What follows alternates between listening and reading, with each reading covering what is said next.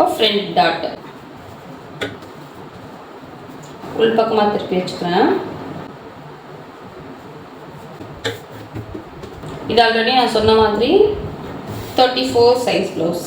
இங்கே பார்த்தீங்கன்னா ஃபஸ்ட்டு இந்த நெக்கு கிட்ட இருக்கு இல்லையா, இங்கேருந்து ஒரு 2.5 இன்ச்சு நம்ம ஃபஸ்ட்டு ஒரு மார்க் பண்ணிக்கலாம். அதுக்கப்புறம் 1.25 இன்ச்சும் பண்ணலாம், 1.5 இன்ச்சும் பண்ணலாம். நம்ம இது நார்மல் ப்ளவுஸ் தான் ஸ்டிச் பண்ணுறோம். கிராஸ் பீஸ்னால் நமக்கு வந்து கப் ஷேப் நல்லா எடுத்து கொடுக்கும். நார்மல் ஸ்ட்ரைட் பீஸ் தான் அப்படிங்கிறதால 1.5 இன்ச் அளவுக்கு நான் வைக்கிறேன். அதுக்கப்புறம் திரும்பவும் ஒரு 1.5 இன்ச். ஸோ இப்போ வந்து அந்த டக் பாயிண்ட் நமக்கு வந்து அதுக்கேற்ற மாதிரி தான் நம்ம அந்த ஷேப் எடுத்துகிட்டு வரணும். ஸோ அது எப்படி நம்ம பார்க்கலாம் அப்படின்னா, ஸோ இந்த பாயிண்ட் எங்கே வரணும் அப்படின்றது பார்க்குறதுக்கு நம்ம வந்து செஸ்ட் ரவுண்ட் எடுத்தோம் இல்லையா, 8.5 இன்ச் எடுத்திருக்கோம். 8.5ல் பாதி 4.25, அதில் ஒரு 1/4 இன்ச் நம்ம கம்மி பண்ணி இந்த இடத்துல ஜஸ்ட் நம்ம சும்மா ஒரு மார்க் பண்ணிக்கலாம். சும்மா நான் ஒரு மார்க் போட்டிருக்கேன். இப்போ வந்து இங்கே இருந்து அந்த டாட் எங்கே வரணும் அப்படின்னு தெரியறதுக்காக இங்கே இருந்து டக் பாயிண்ட் பார்க்கணும். ஸோ டக் பாயிண்ட் எங்கே வரும் அப்படின்னு பார்த்தீங்கன்னா செஸ்ட் டிவைடட் பை 4 + ½ ஓகேவா. ஸோ செஸ்ட் டிவைடட் பை 4 அப்படின்னா நமக்கு வந்து இங்கே 8.5 இன்ச் வந்துருந்தது. அதோட ½ இன்ச் ஆட் பண்ணோம் அப்படின்னா 9 இன்ச்சு. ஸோ இங்கே தான் வந்து நம்மளோட டக் பாயிண்ட். ஓகேவா, புரிஞ்சிருக்கோன்னு நினைக்கிறேன். ஃபர்ஸ்ட் வந்து இந்த டிஸ்டன்ஸ் பார்க்கறதுக்காக தான் இதை நம்ம மெஷர் பண்ணோம். அதுக்கப்புறம் மேலேருந்து நம்ம மெஷர் பண்ணியிருக்கோம். செஸ்ட் டிவைடட் பை 4 இது வந்து 8.5, அதாவது 34 சைஸு. 34 33 எனக்கு தான் நான் ஸ்டிச் பண்ணுறேன். 33 தான் வரும். பட் நான் கொஞ்சம் எக்ஸ்ட்ரா வச்சுருக்கேன். ஏன்னா இது காட்டன் மெட்டீரியல் ஸ்ட்ரிங்க் ஆகும் அப்படிங்கிறதால கொஞ்சம் எக்ஸ்ட்ரா வச்சுருக்கேன். ஸோ இங்கே வந்து இந்த அளவை நம்ம டக் பாயிண்ட் பார்த்துட்டோம். இதோட கேப், அதாவது நம்ம வந்து பஸ்டோட கேப் வருதுல்ல, அதுதான் இந்த அளவு. ஸோ இதுதான் வந்து மிடில் பாயிண்ட்டு. இப்போ இந்த டாட் வந்து நீங்கள் ஷார்ப்பாக கரெக்டாக வந்து உங்களோட நிப்பிள் பாயிண்ட்டில் வந்து நிற்கணும் அப்படின்னு நினச்சிங்கன்னா நீங்கள் இவ்வளோ தூரத்துக்கு எடுத்துகிட்டு போகலாம். பட் நிறைய பேருக்கு அது பிடிக்காது இல்லையா. ஸோ அதனால வந்து இங்கேருந்து ஒரு ½ இன்ச்லேருந்து 1 இன்ச் வரைக்கும் இறக்கி வச்சுக்கிட்டிங்கன்னா நமக்கு வந்து சாரீ வியர் பண்ணும்போது கன்வீனியண்ட்டாக இருக்கும். ஸோ இப்போ இதோட லென்த் வந்து இதை தான் நம்ம எடுக்க போகிறோம். ஒரு 2.25 இன்ச் அளவுக்கு எடுக்க போகிறோம். ஓகேவா. ஸோ இந்த இடத்துல வந்து ஜாயின் பண்ணுற மாதிரி இருக்கணும். அதே வந்து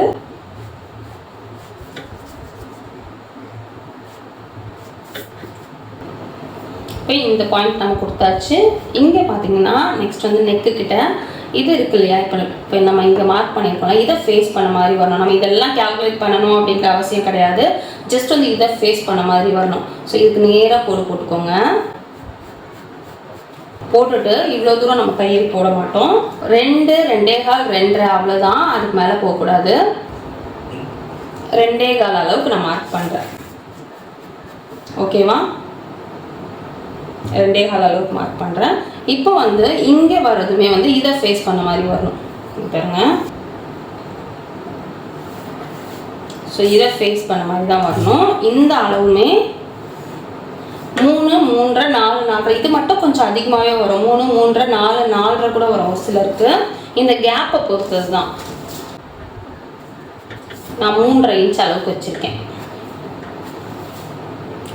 ஸோ கப் சைஸ் நம்ம எப்படி மார்க் பண்ணியிருக்கோம், 34 கப் சைஸ் எப்படி மார்க் பண்ணியிருக்கோம் அப்படின்னா செஸ்ட் டிவைடட் பை 4. ஸோ அப்போ வந்து நமக்கு 8.5 வரும். அந்த 8.5 பாதியாக பண்ணோம் அப்படின்னா 4.25, அதில் ஒரு 1/4 இன்ச்சு கம்மி பண்ணிவிட்டு இங்கேருந்து நான் இந்த அளவுக்கு மார்க் பண்ணியிருக்கேன், இந்த இடத்துல மார்க் பண்ணியிருக்கேன். அதுக்கப்புறம் நம்ம என்ன பண்ணியிருக்கோம் அப்படின்னு பார்த்தீங்கன்னா அந்த டக் பாயிண்ட் எங்கே வரும்னு பார்க்கறதுக்காக அதுவுமே செஸ்ட் டிவைடட் பை 4 + ½ இன்ச்சு அந்த அளவை நம்ம ஃபஸ்ட்டு எடுத்து அதையும் நம்ம மார்க் பண்ணிட்டோம். 9 இன்ச் வந்தது, அதை நான் இங்கே மார்க் பண்ணிட்டேன். அதை விட ஒரு ½ இன்ச் அளவுக்கு கீழே தான் டாட் பிடிக்கணும் அப்படிங்கிறதால ½ இன்ச் அளவுக்கு இந்த டாட் எடுத்துகிட்டு வந்திருக்கேன். இந்த அளவு பார்த்தீங்கன்னா 2.5 இன்ச் வச்சுருக்கேன். இது 1.5, இது 1.5 வச்சுருக்கேன். அதுக்கப்புறம் இந்த டிஸ்டன்ஸ் பார்த்தீங்கன்னா 2.25 அளவுக்கு வச்சுருக்கேன். இது பார்த்தீங்கன்னா 3 அளவுக்கு வச்சுருக்கேன். ஸோ அவ்வளோதான். இப்போ வந்து நம்ம டாட் மார்க் பண்ணியாச்சு. இது அப்படியே நம்ம பேக்கில் காப்பி பண்ணிக்கலாம்.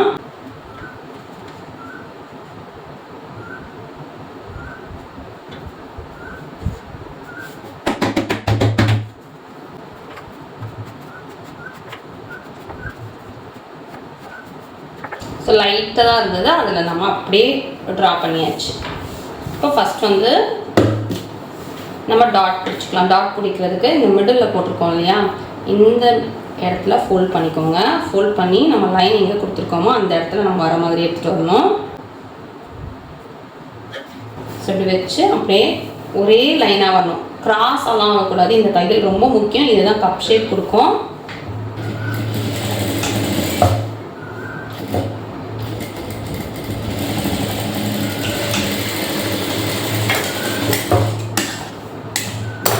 இப்போ தையல் போட்டாச்சு. இந்த கிளாத் இருக்குல்ல, இதை வந்து நம்ம ஃபோல்ட் பண்ணி ஸ்டிச் பண்ணிக்கலாம். ஃபோல்ட் பண்ணும்போது இந்த தையலுக்கு அந்த பக்கம் வரக்கூடாது. ஸோ ஜஸ்ட் வந்து இப்படியே ஃபோல்ட் பண்ணி ஒரு தையல் போட்டுக்கலாம். ஓகேவா? இது போட்ட உடனே நமக்கு வந்து நமக்கான கப்பை வந்து அழகாக தூக்கி கொடுத்துரும். இங்கே பாருங்கள் எந்த அளவுக்கு இருக்குதுன்னு பாருங்கள். நெக்ஸ்ட் பார்த்தீங்கன்னா இந்த டாட்டு, நெக்ஸ்ட் சைடு ஒரு டாட்டு. இது ஒரு 1/4 இன்ச்சோட கம்மியாக தான் வரணும். 1/4 இன்ச் கூட தேவையில்லை.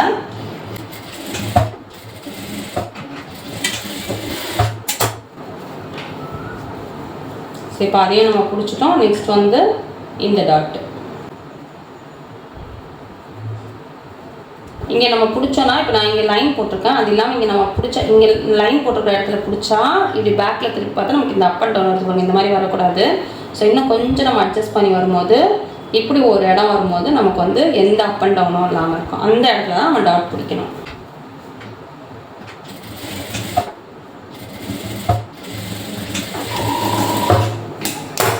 ஸோ இப்போ 3 டாட்டை நம்ம பிடிச்சாச்சு. நம்மளோட ஃபினிஷிங் பாருங்கள்.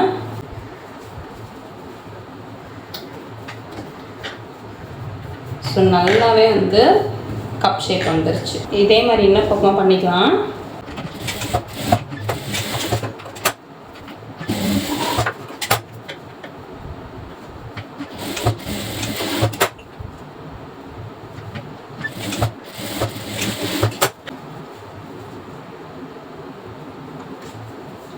நெக்ஸ்ட் இதுக்கு நம்ம பட்டி ரெடி பண்ணிடலாம்.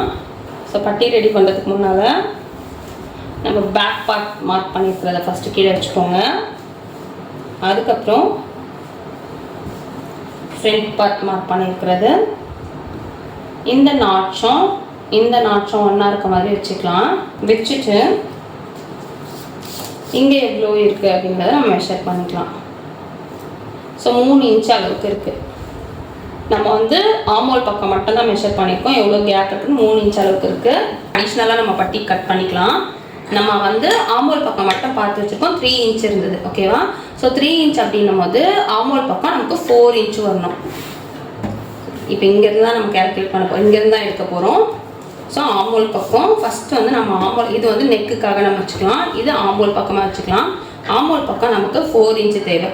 எந்த இடத்துல இந்த 4 இன்ச்சை போடணும் அப்படின்னா, நம்மளோட செஸ்ட் டிவைடட் பை 4 போட்டோம் இல்லையா, அதாவது 8.5 இன்ச்சுக்குள்ள தான் இதை போடணும்.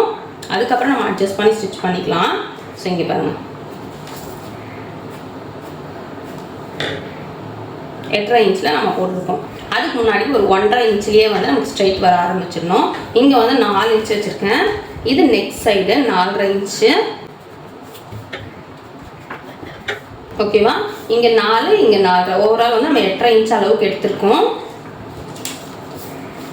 இப்போ இதில் வந்து அந்த மிடில்னா ஃபுல் மிடிலெல்லாம் கிடையாது. இங்கேருந்து ஒரு 3.5 இன்ச் அளவில் நம்ம 3.5 இன்ச்சாக மார்க் பண்ணிக்கலாம். இதில் டாட் பிடிச்சிருக்கோம் அந்த இடத்துல வர்றதுக்காக. ஸோ நம்மளோட ஷேப் வந்து இப்படி போட்டு இப்படி வர மாதிரி இருக்கணும். அதுக்கப்புறம் கொஞ்சம் எக்ஸ்ட்ராவாகவே நம்ம எடுத்துக்கலாம். அடிஷ்னலாக இருக்கிறத கட் பண்ணிக்கலாம்.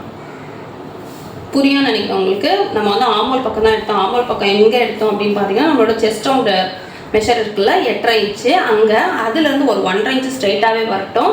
ஏன்னா அதுக்கு முன்னாடியே நமக்கு வந்து அந்த வேஸ்ட் ரவுண்ட் முடிஞ்சிடும். ஸோ அதனால் அது 1.5 இன்ச்சு ஸ்ட்ரைட்டாகவே எடுத்துக்கிறோம்.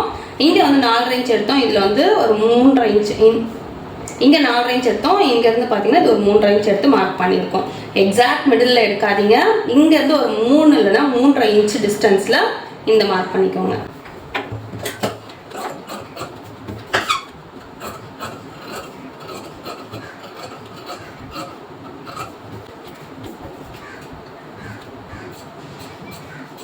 ஸோ இப்போ இதுக்கு அடிஷ்னலாக நான் பேண்ட் கிளாத் கொடுக்குறேன், திக்கான கிளாத்து. நமக்கு வந்து அப்போ கீழே அந்த இடுப்பு கிட்ட ஃபோல்ட் ஆகாது, கிளாத் ஃபோல்ட் ஆகாது. ஸோ திக்கான பேண்ட் கிளாத் கொடுக்குறேன்.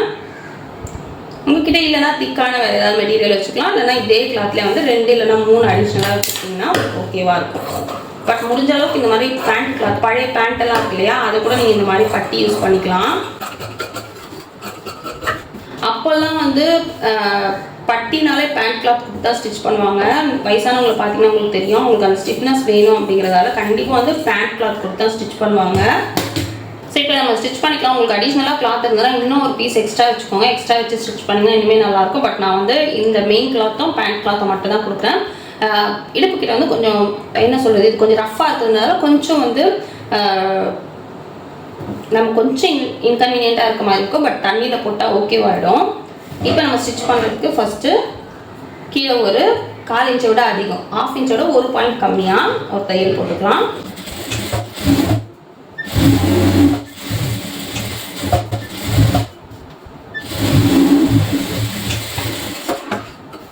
போட்டதுக்கப்புறம் குட்டி குட்டியாக ஒரு நாச் போட்டுக்கலாம், கட் போட்டுக்கலாம்.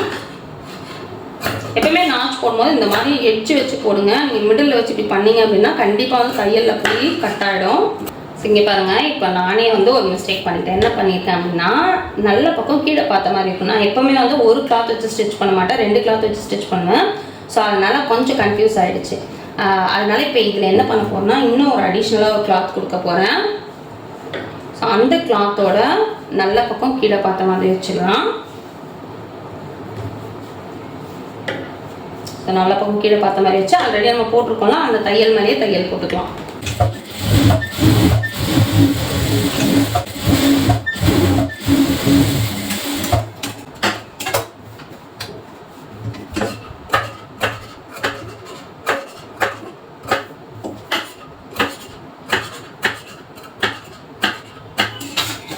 ஸோ இப்போ இந்த ஒரு கிளாத்தை மட்டும் டர்ன் பண்ணி படிமான தையல்.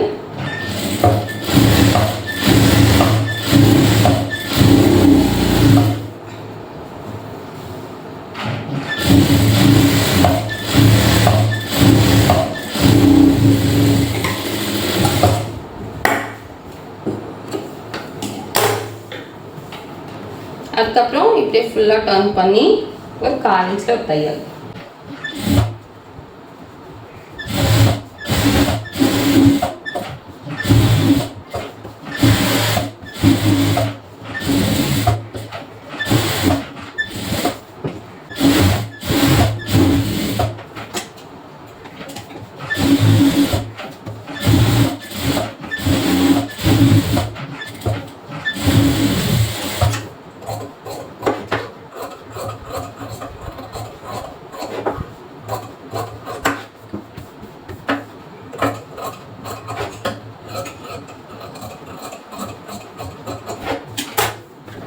ஸோ இப்போ நம்ம அடிஷ்னலாக இருக்கிறத கட் பண்ணி எடுத்துட்டோம். இப்போ வந்து நம்ம பட்டி ஜாயின் பண்ணிக்கலாம். பட்டி ஜாயின் பண்ணும்போது எப்பவுமே நான் சொல்கிற மாதிரி இந்த இடத்துல ஒரு ட்ரையாங்கிள் ஷேப் மாதிரி வெளியே விட்டுட்டு கரெக்டாக இந்த எட்ஜில் ஸ்டார்ட் பண்ணிங்க அப்படின்னா உங்களுக்கு கரெக்டாக இருக்கும் டர்ன் பண்ணும்போது.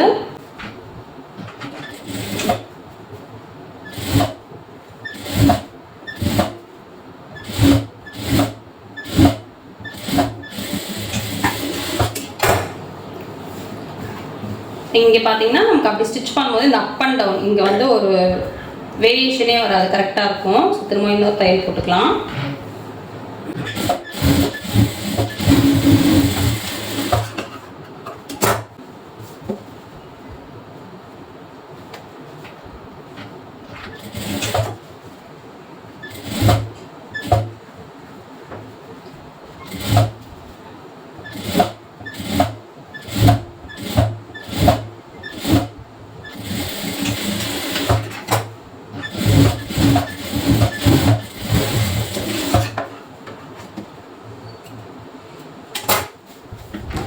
பட்டி வந்து நம்ம அட்டாச் பண்ணிட்டோம்.